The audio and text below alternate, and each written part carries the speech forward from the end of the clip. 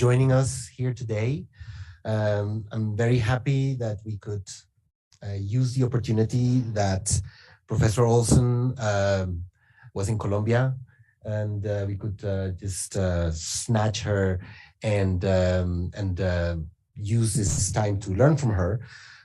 Professor Olsen, Tricia Olsen, is Associate Professor of Political Science at the Denver University Business School, and Dean as well? Associate Dean. Associate Dean. And she is just finishing her upcoming book called Seeking Justice, Access to Remedy for Corporate Human Rights Abuse, which is what we're going to be talking about today. Professor Olsen is going to be speaking for about half an hour, and after which we have Professor Daniel Marín, who is adjunct professor of business and human rights here at this law school at the Universidad de los Andes. And we have Professor Laura Bernal from the Universidad Javeriana, who will both be commenting on Tricia Olsen's presentation. I give you the floor. Okay, great. Okay, so is it okay? I'll come, I guess, for the video. Let's see how I can. I'll scooch over this way, actually, maybe Laura. Oh, perfect. Okay. Y tengo que compartirlo con los amigos que están online también. Bueno, mientras que estoy haciendo eso, quisiera decir muchísimas gracias al principio por la invitación. Si es cierto, voy a dar mi charla en okay. I think it's this one. Yeah, gracias también. Voy a dar la charla en inglés, pero quisiera primero decir una gracias y agradezco mucho la oportunidad de compartir mi trabajo con ustedes, y también si tenemos tiempo después por sus comentarios o preguntas, pues está bien en inglés o en español. Entonces, gracias mucho a los profesores Marín y Amayo por la invitación, y también a Laura Bernal, que es profesora en la Universidad Javeriana, que también ha sido parte de ese proyecto por muchos años. Entonces, muchísimas gracias a Laura también. Bueno, empezamos. So the book that I'm presenting today is called Seeking Justice, Access to Remedy for Corporate Human Rights Abuse. And this actually began almost 10 years ago, not the writing of the book, but at least the idea of collecting data for the book. So a member of the UN Working Group on Business and Human Rights came to me and a colleague, Lee Payne at the University of Oxford, and said, wouldn't it be great if we could collect data to show that the UN guiding principles on business and human rights work?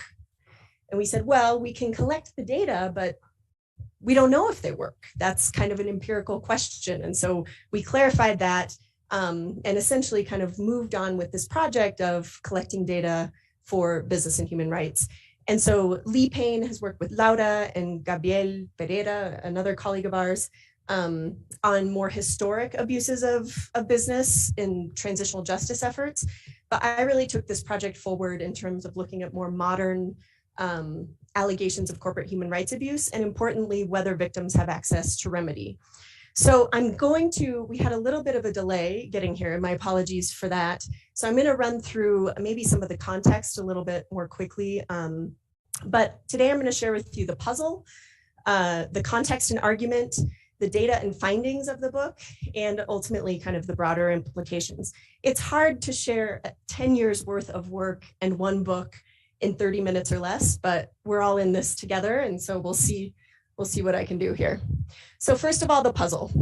Let me make this smaller so folks can see, hopefully. Okay, so human rights abuses are ubiquitous. They're everywhere in the corporate context. And we have a lot of different examples of those abuses. You can think about modern enslavement, or people sort of write about this. There's a whole literature now on modern slavery of migrant workers in Argentina, beating, torture, sexual assault of protesters outside of a mine in Peru, And even here in Colombia, forced displacement by paramilitary forces for palm oil, a palm oil plant and land here in Colombia. But the interesting thing is that access to remedy mechanisms, whether those are judicial or non-judicial, really varies a lot across these abuses. So in the Argentina example, for instance, Adeco Argentina, which is like a company that essentially provides workers for different plants that are suppliers for Monsanto, basically just offered a statement and said, no, we always comply with the highest labor standards. Monsanto also gave a statement saying we always respect human rights, right? In the case of Peru, Monterrico Rio Blanco first denied these allegations, but then more evidence and proof sort of came to bear. And they ultimately settled out of court with 33 people who had been assaulted outside of the mine. And then in case of Colombia, there were actually convictions of 5 executives and former employees of the firm Urapalma. And so the question in the book, and also sort of what I'm going to talk about today, is just when these allegations occur, how can we better understand from sort of a systematic, broad level what helps victims get access to remedy mechanisms? And then the other piece is, to what end? So does this have any actual effect on kind of bigger processes or things we might care about in this context? So I was going to talk a little bit about the history of global efforts regarding corporations, but I'm actually going to skip through these and just point out some key points here. The first thing is, international efforts around human rights were always geared towards states. They weren't established historically to try to address corporate actors. And so one of the challenges today is that a lot of the efforts from an international level have a hard time being applied directly to corporations because that wasn't what they were built for. The international human rights regime really was established after World War II in response to the atrocities during the Holocaust. And so it was about states' respect for human rights, not about corporations' respect for human rights. The other thing that I like kind of reminding people is that many of the issues we have today have existed over the last 70 years as we've talked about human rights generally. Should we prioritize individual rights or community rights? Which rights matter? Who has the obligation to protect those rights? And which mechanisms matter? Is it soft, what we kind of refer to as voluntary law, or is it hard law? Does it need to sort of, which mechanism matters? And so the point is that there's been nearly 50 years of international experimentation to really address corporate behavior. Today's kind of key document, though, which is what I mentioned at the beginning, are the UN Guiding Principles on Business and Human Rights. And so it's a tripartite framework. There's 3 pillars. The first is the state duty to protect human rights. The second is the corporate responsibility to respect human rights. And the third is that all actors should improve access to remedy mechanisms. And so the idea here is that the hope is to reduce human rights abuses, but when they do occur, the idea is to provide remedy, and all actors have to get together to sort of do that. But there's a key assumption behind this that's sort of inherent in many of the efforts at the global level, but especially the UN Guiding Principles. And that assumption is that state strength has sort of diminished over time and that corporate power has increased. And so this is sort of you'll hear, and it's written a lot, it's called the governance gap, right? That we have strong, powerful companies and weak states. That's sort of the story that's often told. But I have a real problem, actually, with that story. First of all, it ignores the complexity of the issue. So talking about a very complex issue like business and human rights and saying it's actually about this one thing, it's just a governance gap, really glosses over all of the details and complexity of sort of how we've gotten here today. The other piece is that it overstates state weakness. There is an enormous literature in political economy that argues that states, even when they're weak, do all sorts of interesting things from a policy perspective, from economic incentives, to shape how the economy develops and how corporate actors behave.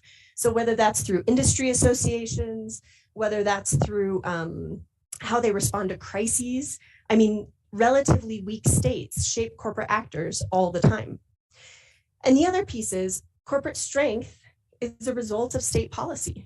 So this is precisely what neoliberalism prescribed, was a smaller state and more expansive global economy. And so the point here is that this is a gap. The gap is a feature of our current political system. It's not a bug. We shouldn't be surprised it's here. We actually created it. And so without having that framework, it shapes kind of the solutions that I think we can come up with when we assume that the governance gap just showed up one day, right? Like a random hole that appeared in the sidewalk. That's not it. We've actually been digging that hole for years and years. So the key arguments in the book, there's sort of three that I want to share with you today. The first is that in contrast to the governance gap narrative, I promote a varieties of remedy approach that really shows that there are multiple pathways to remedy. Now, has anybody seen the book by Hall and Soskis called Varieties of Capitalism?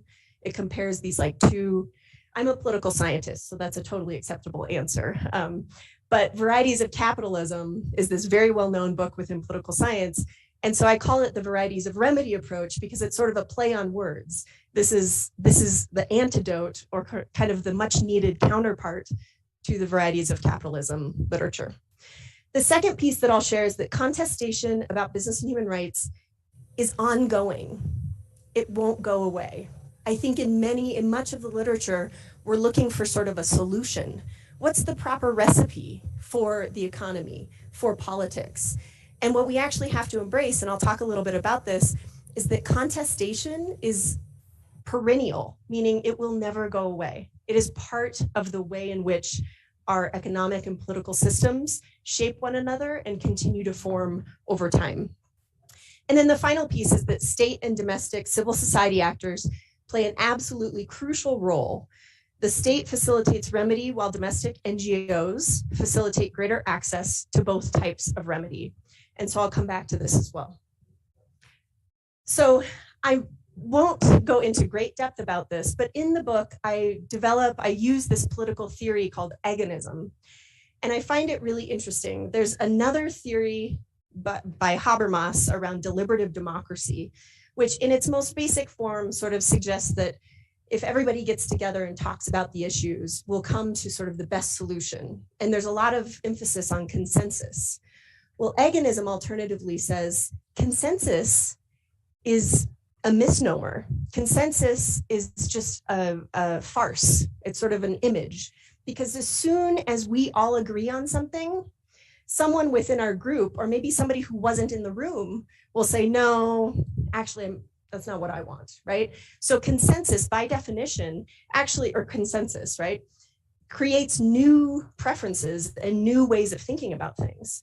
And so the point of agonism is that there's an irreducible contested nature around democracy. That is what it is. It's always sort of a source of contestation. And so I use this in the beginning of the book just to open up this idea that instead of thinking about allegations around business and human rights as something that we should shun, or that we should sort of look the other way or try to stop. Obviously, you want to stop the abuses, but the contestation itself can actually be something that's very productive and good for our system. Because what is that contestation? That contestation is saying, this is a limit to what's acceptable. That's ultimately what contestation is. And you need that, right? You need those acts to sort of say, this is unacceptable in terms of the types of democratic and economic systems we want. Now, in the second half of the book, and this comes from agonism as well, agonism argues that these types of contestation can be productive, but it's a work in political theory. So there's no empirical test really of agonism. And so that's what I do in the last half of the book. I sort of ask, well, do allegations of corporate human rights abuse, do these processes around judicial and non-judicial remedy have any effect on practices that we would consider democratic, or practices that we would like to promote in the long term? And so agonism is rather neutral about the types of institutional designs that would actually encourage this sort of behavior. And so that's what I'm trying to kind of add some detail to. So this is the broad approach. So we have contestation There are different levels: country level, firm level, actor level. And these are the three pathways. You have institutional strength, corporate characteristics, and then what I call elevating voices, which is when victims are supported by NGOs or INGOs.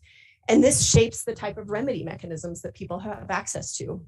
And so the two types of remedy mechanisms, which this is informed by the UN Guiding Principles, are both judicial processes and non-judicial processes. And so the data and findings. Very briefly, I'm keeping an eye on time and I'm going to try to be under 30 minutes actually. Over the course of the last decade, I've essentially been working, Laura was part of this, but working with a huge group of students to create an original database on allegations of corporate human rights abuse. So we include information on where the abuse happened, what type of abuse it was, how the company responded initially. It's denial like 90% of the time. And how companies and states both respond in terms of access to these remedy mechanisms. And so I'm not going to talk in detail about this, but the book is really focused on the data from Latin America, which covers 2000 to 2014. But there is a bigger database that includes over 6,000 allegations from around the globe. And so it's just been this tremendous effort to create it. Soon we'll have an interactive map. This is my student Jacob has been working hard on this. So soon the data will be available for people to sort of look at and see what we've come up with. But we've relied heavily, and I have to give great thanks to the Business and Human Rights Resource Center, because they are sort of a clearinghouse in some ways of allegations of corporate human rights abuse. And so we use them as kind of our sample, but then my students did a tremendous amount of additional work to try to figure out just all of these extra details around what happened for the allegation and then the types of remedies that were associated with it. So very briefly, what is remedy? And this comes from the UN Guiding Principles. There's two categories. So judicial remedy, since you guys are mostly law students, yes, is that right? Judicial remedy is really any formal process initiated in the court of law. And when I talk about the findings in a minute, I'm actually talking about those instances in which a trial began. Now, I have to say, disclaimer, since there's lots of soon-to-be lawyers in the room, this does not mean that the trial persisted to a resolution. It doesn't mean that there were damages awarded. What I'm looking at is that initial step, because once we collected the data, we realized, as you all know, there are very few cases where you see actual damages awarded or sort of, penalties through the court of law. And so what we did instead was we said, well, what about just access to a certain trial? And then we even have the step prior, which is what happens if there's just the sort of initial steps of an investigation or something like that. But this research is on the start of a trial. Non-judicial remedy is essentially anything else. So this includes multi-stakeholder initiatives, it includes reparations, mediation-based processes, and these can be led by state actors, so it includes administrative processes as well, but it also can include corporate actors. So there's a lot of optimism actually within the UN Guiding Principles about the potential role corporations can play in providing non-judicial remedy. I'll just, spoiler alert, it doesn't work that well when corporations lead the charge. So I'm gonna skip over this just for time, but walk through the findings. So what I find, and this is good job security for all of you in the room, institutional strength, rule of law really matters. So it matters a lot in terms of access to judicial remedy. And that's not a surprise, we would expect that. The interesting thing though, is that when rule of law is weak, access to non-judicial remedy is actually high. And so what this suggests to me is that these two mechanisms are not used in tandem. It's just that non-judicial remedy is used when it happens, when the allegation happens within a context where there's weak rule of law. It's sort of a second best option in many ways. But it's important to note that institutional strength really matters. Now, in terms of corporate characteristics, we expect firms that are foreign, right, that aren't headquartered within the country in which the allegation occurred, are less likely to face any kind of judicial remedy. Moreover, firms that are profitable are also less likely, right, because they have a huge team of lawyers or PR folks or whatever that can sort of help mitigate this. And so we find actually, yes, that's works the way everybody thought it would. But the story doesn't end there. So profitable firms, profitable domestic firms, are actually more likely to face civil trial efforts. So this is sort of a window, and that's why I call these the pathways to remedy. I think about these as different types of paths. Some of them are rocky with lots of obstacles. Some of them are very narrow, and some of them are wide, and maybe they're paved, right? These different pathways to remedy. But we do find that domestic profitable firms are more likely to face civil trial, and large firms, large foreign firms, are actually more likely to face accountability as well. And so, oh, sorry, that's the next slide. I didn't have that showing. So larger firms in general are more likely to face civil trial, regardless of whether they're foreign or domestic. And then foreign large firms are actually more likely to face civil proceedings. And so these are pathways that no one's talking about. Everyone assumes impunity. And I find this very interesting because in the literature, when you read the human rights literature, there's this notion that corporate actors are all powerful and are above the law. I work at a business school though. So when you read the management literature, especially the strategic management literature, that literature says the world is full of risk. Do not go abroad. It's very scary. There's actually an entire literature called the Liability of Foreignness, which basically describes how if a company goes abroad, you are less likely to succeed, basically, because you don't have domestic networks to protect you. And so I find this total disjuncture really interesting, but also it plays out in the data. It is, it's not necessarily sort of a sure thing to be foreign. In terms of non-judicial remedy, when firms are larger, the state is less likely to engage in non-judicial remedy. But corporations are more likely to promote their own type of remedy mechanism. And that's largely because of a capacity issue is the way I would think about it. Larger firms have more employees, more capacity to engage in these non-judicial remedy mechanisms. Now, this is an interesting point too, and I think really, really fascinating. NGOs, when victims have access to legitimate support from local organizations, they are more likely to access judicial and non-judicial remedy.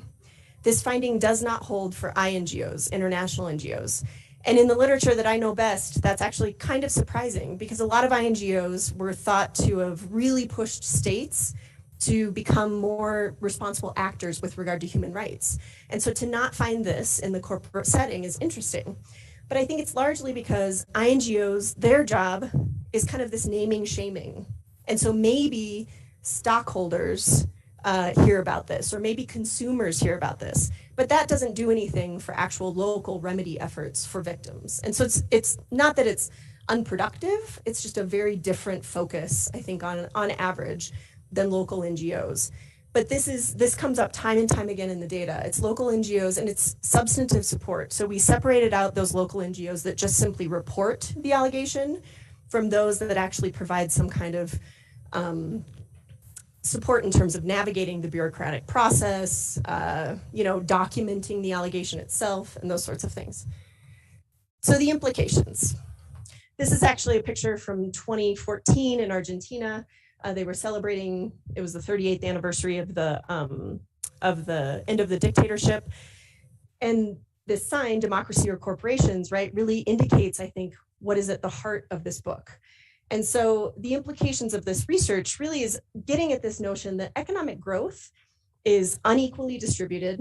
And there's data all over the world about how our countries on average are becoming even less equal, right? The rich are getting richer, including in the United States. We've experienced one of the highest kind of stretches of increased inequality than we have had in a long time. And that results in a lack of faith in the democratic experiment, right? If you don't feel like you personally have a chance to succeed or to improve your share, I think this kind of notion that we should all buy into the system becomes harder and harder to sell. And so it also increases and reduces business opportunities as well. And so the summary in general, and this is what I was talking about in terms of agonism at the beginning of the talk, is that confrontation, just making these allegations known over time, and this is a longitudinal study that I did, actually improves respect for human rights over the long term, just the cumulative effect of these allegations being known.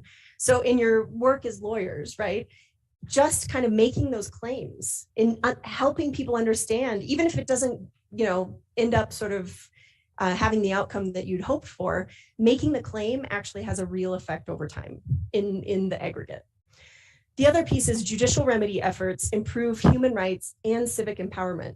And when you disaggregate this in terms of looking at civil versus criminal acts or criminal processes, civil trials improve civic empowerment.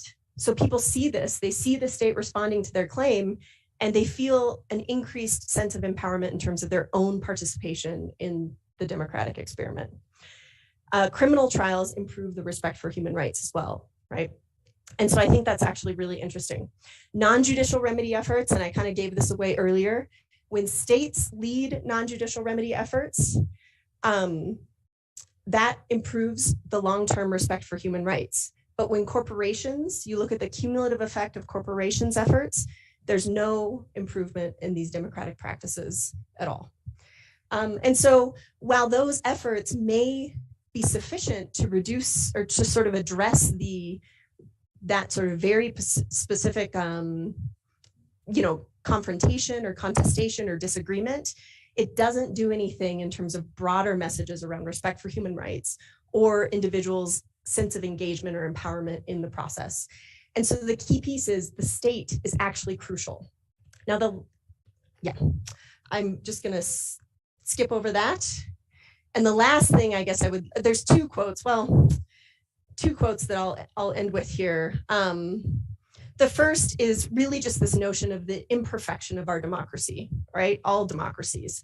And so it says a democratic politics would do well to replace its faith in a pure general will with an acceptance of its impurity and an embrace of the perpetuity of political contestation that impurity makes necessary.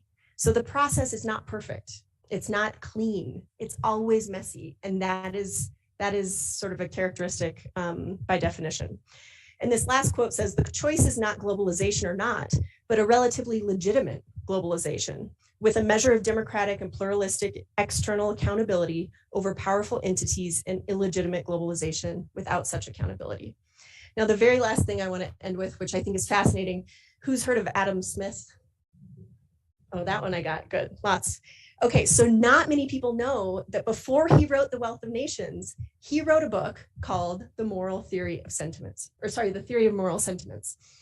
And in that, he talks all about how we can't just have a free market with no kind of limits on it. And so this is one of my favorite quotes. Society may subsist, though not in the most comfortable state without beneficence, but the prevalence of injustice will destroy it. Here's the father of capitalism telling us that if the system is unjust, it will not persist. And so that is the end of my talk. Thank you so much. Thank you.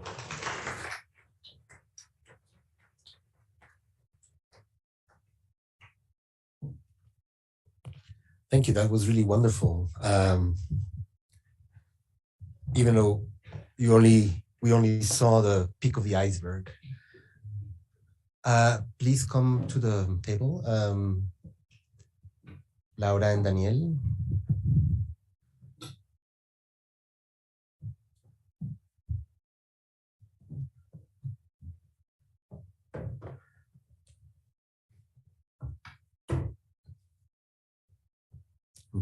Please join us.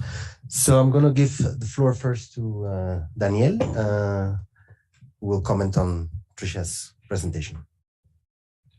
Thank you very much for the invitation, and really it's very interesting to have read your book, and I was pretty delighted that you wrote it, actually, because there's so much debates that are there that actually connects with political struggles that we have right now in this part of the world. I'm going to divide my comments like in four actually, and more than comments are going to be like reflections on the political environment here in South America and Latin America, that because since all your data is from this region, I think it's worth to have kind of a context of probably what I thought when I read this First, to me, what is interesting is where you are talking from. Like, you come from a business school, obviously you come from a political science faculty before, and also working with lawyers. So it's super interesting, but it's good to see this kind of works from a business school in a certain way, because a business school, at least for me, and probably I'm generalizing as well, but that's part of the comment, is that it's kind of the status quo of rational choice. And it's very difficult to really contest economic models and obviously from where you are talking from. I've been reading a book, I probably told you before, about, it's called Thinking Like an Economist. And it's how the policy in the US, the economic policy, was all around rational choice. But all these matters of human rights, of equality, are not anymore in the economic status quo policy. And probably that's why we are having these kind of struggles with corporations right now. And that's, partly I found very persuasive your argument, like this tension between pragmatism and agonism, because obviously what rational choice told us is that there's some kind of middle level that you can really speak and have a deliberation with someone. And obviously our country is not the best example of that, that that having a deliberation is not very usual, and sometimes just having a contact without any kind of with no preparation of the dialogue at the end ends with violence, and actually is what is happening right now in some parts of the country. So the agonistic turn that you look at, it's very persuasive, at least for me, because that's the part that, as probably we as lawyers we have to work on, that contestation. It's very important in a society. Usually in Colombia, we are very keen to talk about legal issues or try to make some kind of legal claims. But actually, the data shows that legal claims really make a more robust democracy. And that kind of conclusion should resonate us. Like, really, we as lawyers should make legal claims and not be scared about that. Firms will don't like it, no, legal. But there's a political turn in Latin America, and you just saw what happened in Chile. We are experiencing what is happening in Colombia. We just saw what is happening in Argentina. And in the middle of all that are corporations and how to deal with economic matters. We are in the middle of a tax reform here in Colombia, and like obviously the contention is not part of what corporations want. And I felt that very, very, very sad in a certain way. Like, how are we gonna work for more institutional strength to really try to make this contentious something more productive? I still don't know the answer, but your book made me think about that. Like, okay, really, if we have more institutional strength to really try to make kind of a way or pave a way to make this consultation fruitful, that would be amazing, actually. In my class, this is our third point, I've been talking also about corporate characteristics and how they deal with, for instance, with human rights matters, what the so-called codes of conduct, or also the corporate social responsibility policies that they work. And probably since the neoliberal ideology paradigm is the normal status quo right now, I feel that this kind of of recipes within the corporations are reshaping the way they behave with their sphere of influence or the communities that are around the corporate activity. And that's probably something that we should explore in the future, because certainly at the end, we rely on corporations to conduct the dialogue. And you just show us, like, if we don't have a state strength on that, it's going to be difficult to have that. And that amazed me because just a month ago, probably some of you know, there was a business and human rights Latin American conference here at Universidad de Externado. And I've been going to this kind of conference for like 6 years. And it's the first time that I saw corporations really thinking about mandatory legislation. And I saw, this is weird. Corporations never act like by themselves, like, oh, okay, yeah, finally we think that this is the best idea. No. And obviously we are in the middle of kind of a tension of the state coming back. And obviously the progressive governments are thinking about that, like the state has to come back. In the US, you have some acts. In Europe, we have also some laws that are very important. And this connection between global law and domestic law is very important for you to understand, because it shapes how the domestic sphere or legal sphere is working. And right now we are thinking about a due diligence law. And I was super aware of that. And I told Juan before, like, let's keep an eye on that, but I'm very suspicious about this, mainly because it's a trap, you know? It could be a trap. No, mainly because I think that if the state is not well suited for dealing with these kind of negotiations between communities and corporations, it's going to be very difficult to really try to deal with this agonistic turn of this. And finally, just to finalize, I think your book is an invitation for us as legal students, because it made us think about the legal rationale.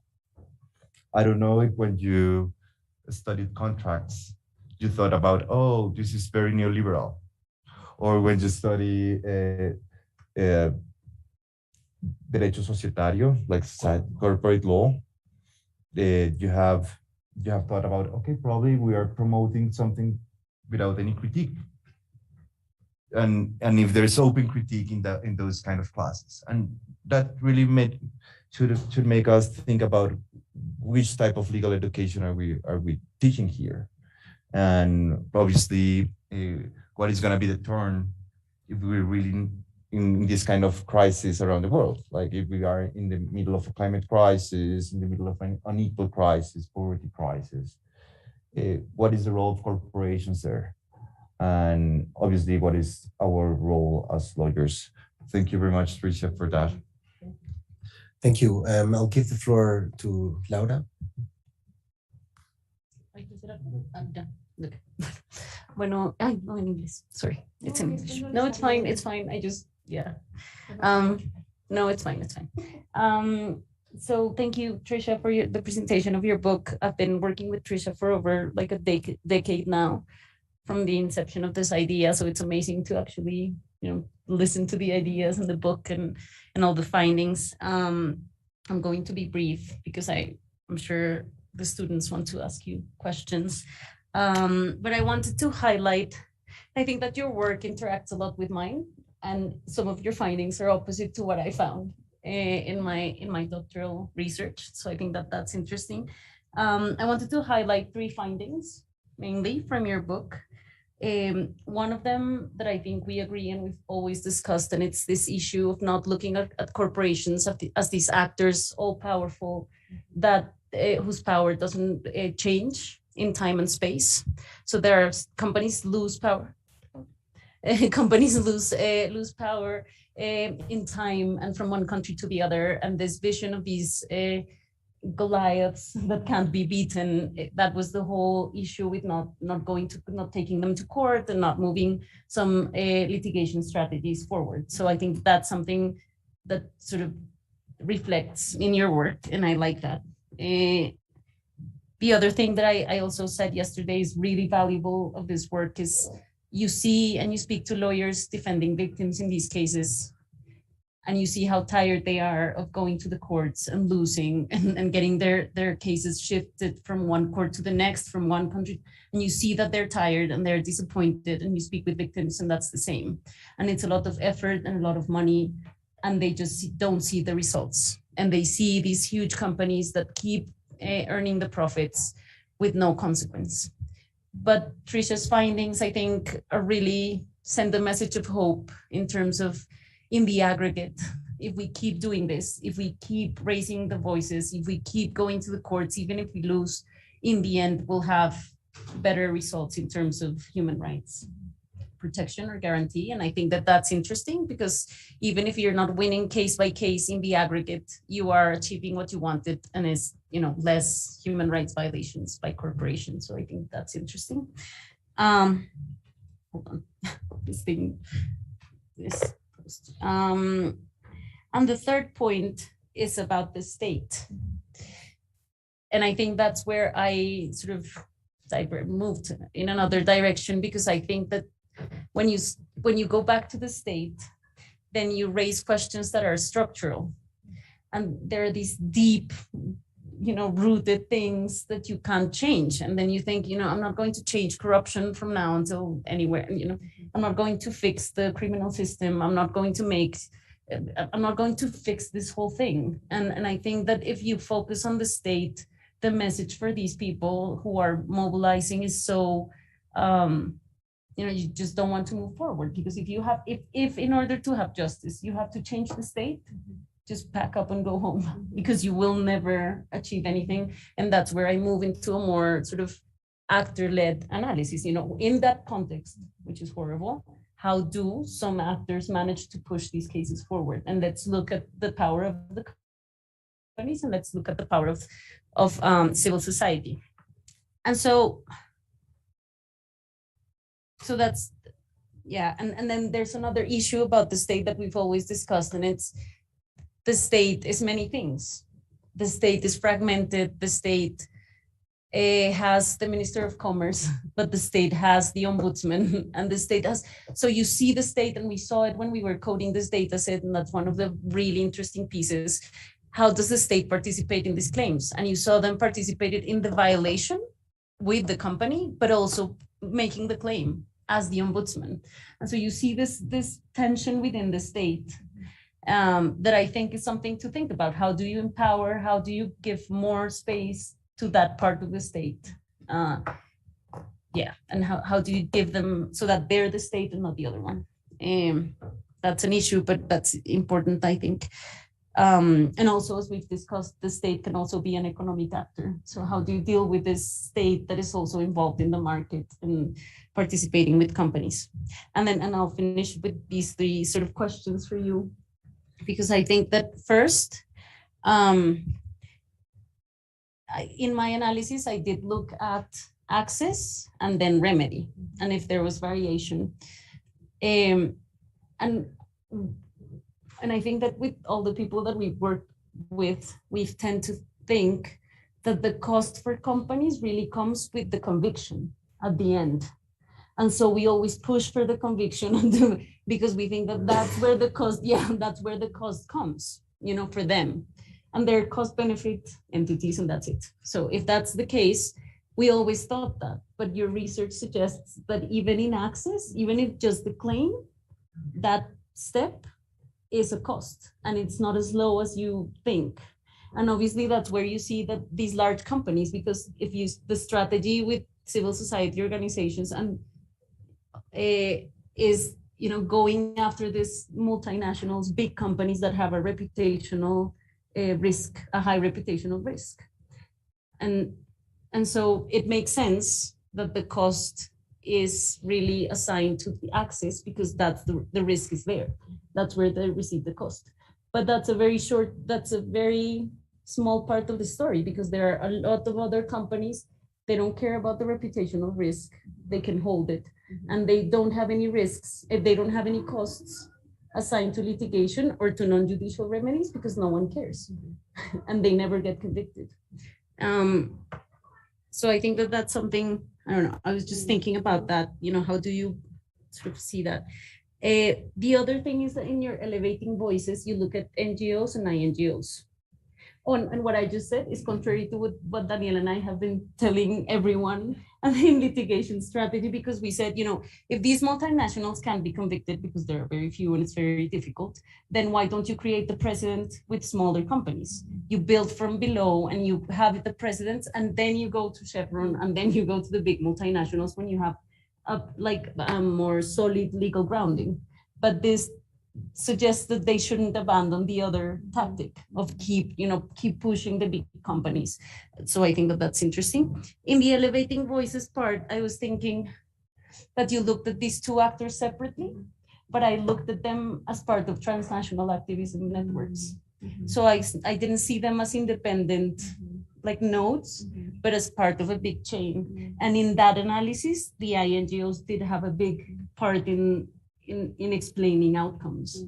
So I was just wondering if that was something that you looked at. And that's it. Thank you so much. Thank you, Nora. Yeah. Thanks. Well, I want to add something, but I'll give you the. Well, okay. So I mean, business and human rights activists often produce very dramatic accounts of what is the stereotypical human rights violation by corporations. Okay, so the Union Carbide factory in India, the factory in Bangladesh, etc.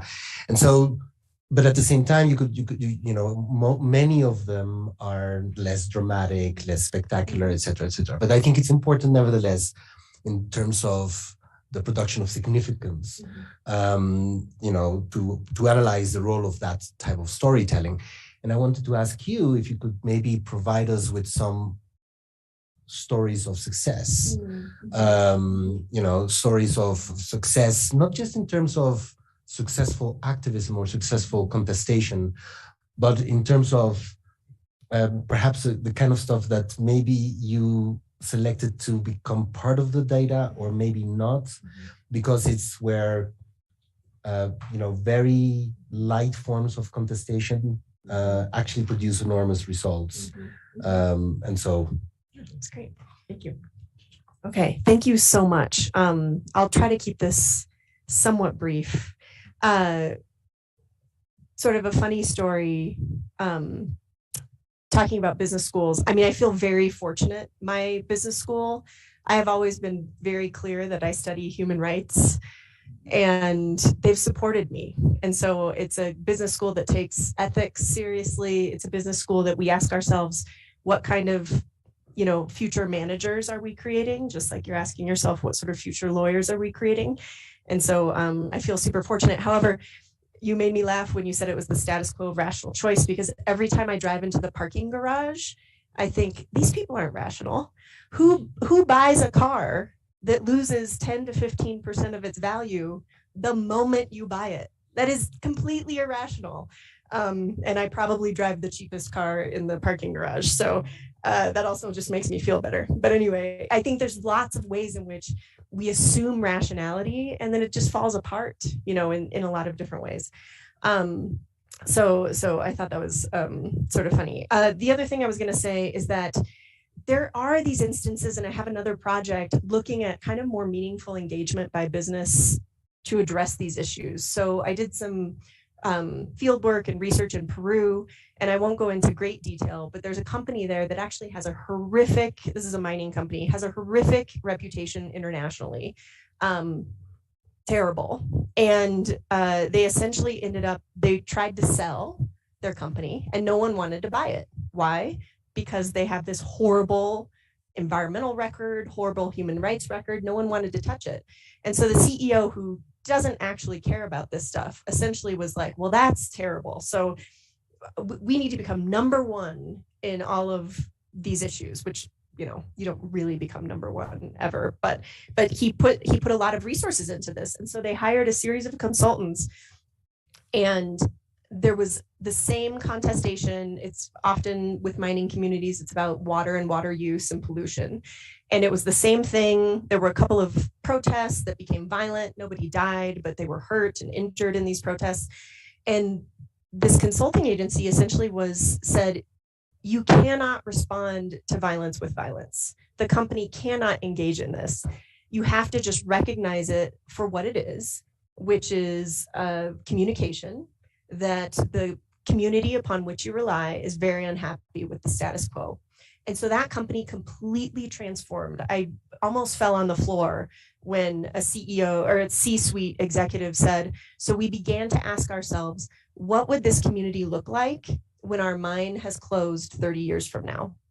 And we began to wonder, how can we contribute to the broader success of this community instead of just ensuring that we get our needs met? And I mean, it is one example, but it was kind of incredible that this entire transformation, and then you talk to the employees. There's this man who was the water treatment person. So this was a community that didn't know, not everyone had potable water. And by the time the company and the government and the utility company for water worked together, and now, you know, almost all of the people who live in this community have potable water. And I couldn't believe this water engineer. I've never seen someone who was more proud of his work, right? Because he worked to sort of transform this community in an incredibly meaningful way. So there's interesting questions there around governance, because it actually improved the local governance of officials to have pressure put on them to provide basic services for people. But the company was there along the way to sort of support that. And so I think that, I mean, I'm not saying it's like perfect by any stretch of the imagination, but I think there's some interesting examples in that regard. To Laura, I would just say, so first of all, Laura was very humble, but we have a forthcoming paper that's looking at state abuses in the corporate context. So those allegations were not part of this analysis, which would have muddied the whole story.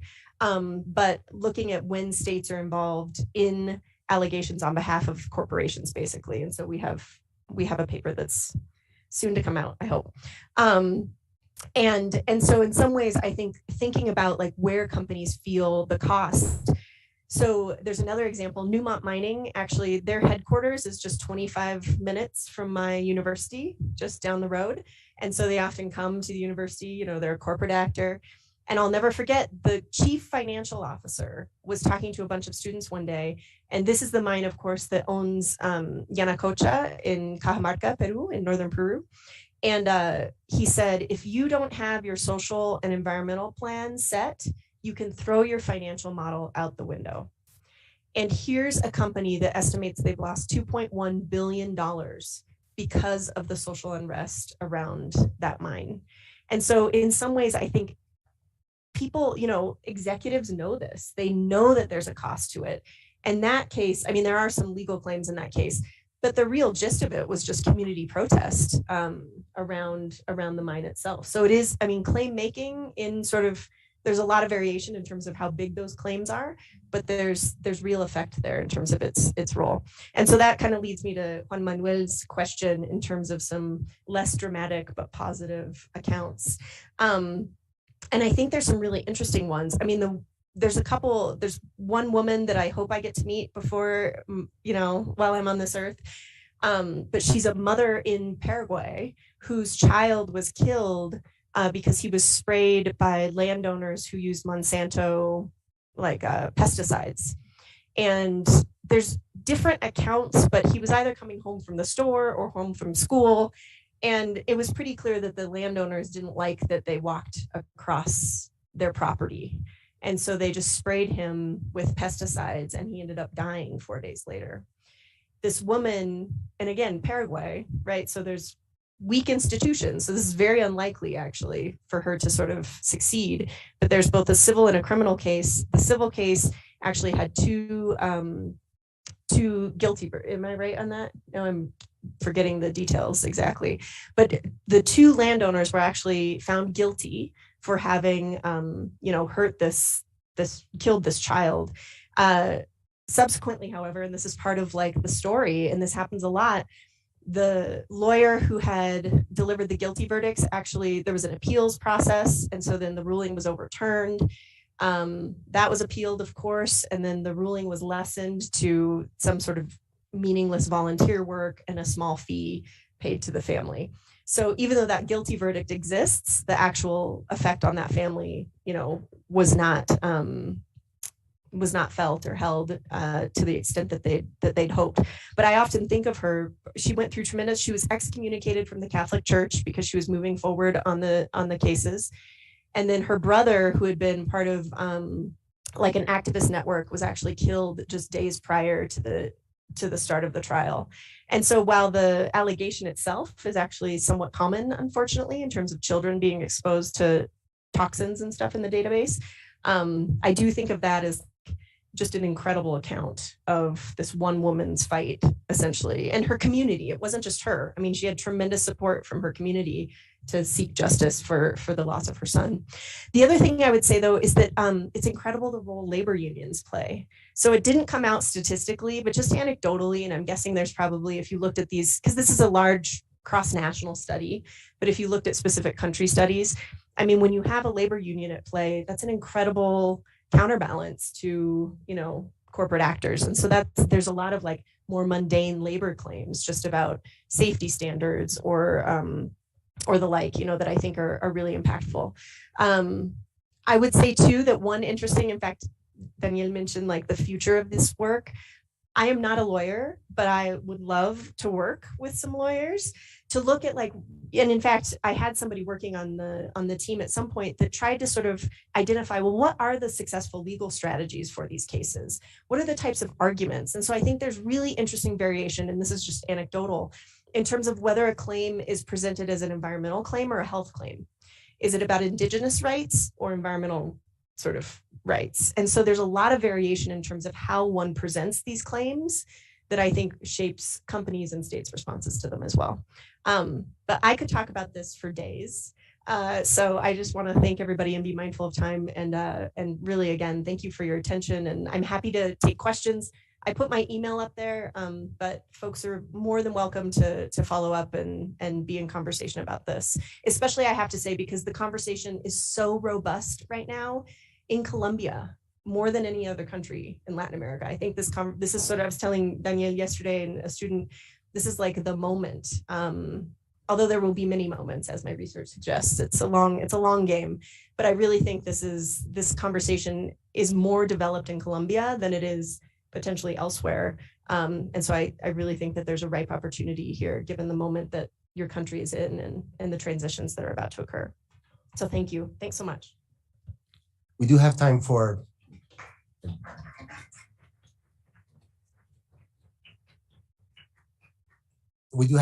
questions if there are one or two. Don't be shy. You can say it in Spanish. Yeah, háblame en español, por favor.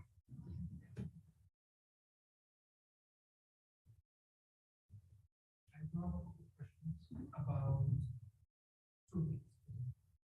One of your findings was that when corporations led the remedy process, they did not actually they did realize the access to democratic practices. Mm-hmm. So can you please give more details about that? How companies, even though they open the remedies, Yeah, so I'll respond to that one.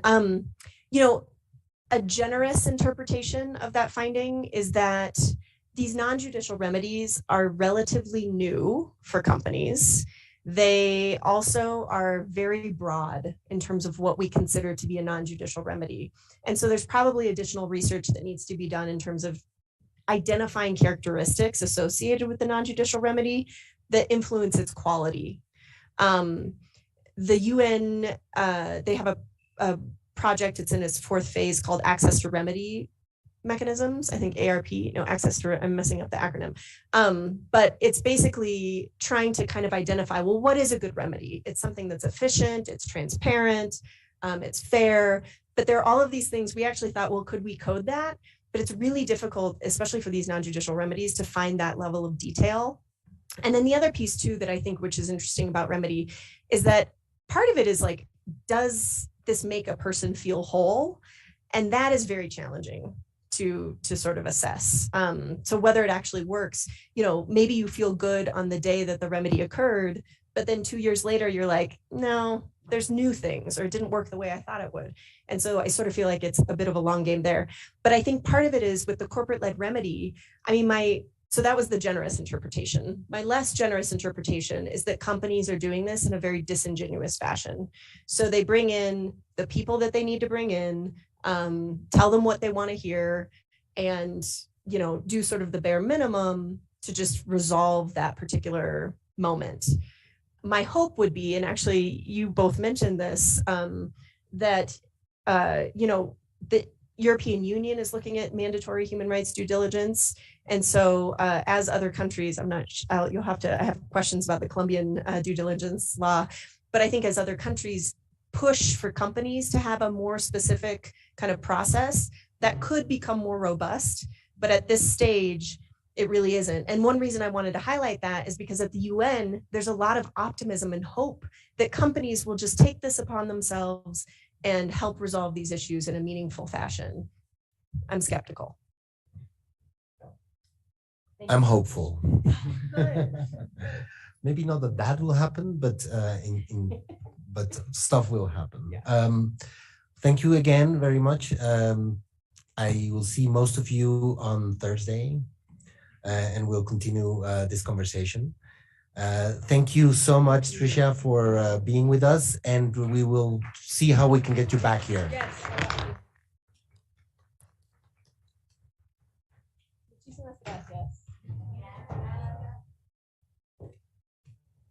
So